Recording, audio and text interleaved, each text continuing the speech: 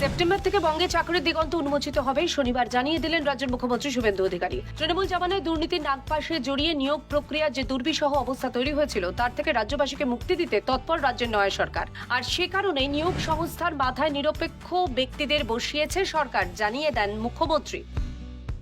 আমরা প্রত্যেকটি জায়গা দেখছি চাকরির দিগন্ত শুরু হবে, ওবিসির জন্য আটকে ছিল। সেপ্টেম্বর মাস থেকে দেখবেন যত নিরপেক্ষ লোকদের, রামকৃষ্ণ মিশনের মহারাজরা এসএসসির মেম্বার হয়েছে, এগুলো কখনো ভাবতে পেরেছিলেন নাকি?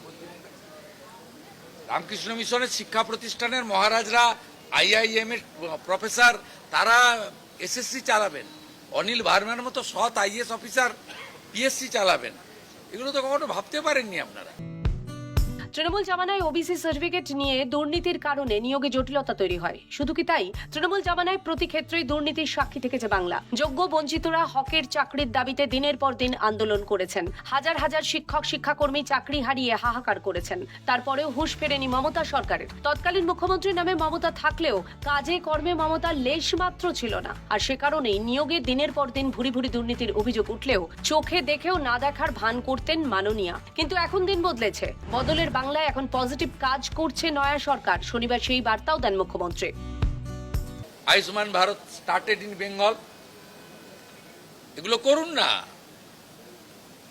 70 লক্ষ ভুয়া ওবিসি তালিকা বাতিল করে দিয়েছি আমরা। তুষ্টিকরণের রাজনীতি, সেই জন্য সব নিয়োগ আটকে ছিল, সেগুলো নিয়ে আলোচনা করুন। অর্জুন সিং 12টা চটকল খুলে দিয়েছে, আলোচনা করুন। পাহাড়ে প্রধানমন্ত্রী চা শ্রমিক যোজনা চালু হয়ে গেছে, আলোচনা করুন।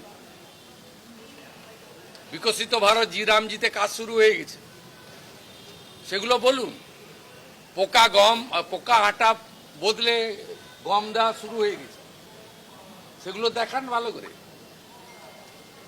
পজিটিভ কাজ করুন, অনেক পজিটিভ দেখানোর আছে। সব মিলিয়ে মুখ্যমন্ত্রীর কথা অনুযায়ী সেপ্টেম্বর থেকেই চাকরির দিগন্ত খুলছে বাংলায়, যার ফলে আশার আলো দেখতে শুরু করেছেন হাজার হাজার কর্মপ্রার্থী। তাদের স্বপ্ন পূরণ এখন শুধুই সময়ের অপেক্ষা। ক্যামেরায় সুরজিৎ প্রামাণিকের সঙ্গে শান্তন ভট্টাচার্য, রিপোর্ট ক্যালকাটা নিউজ।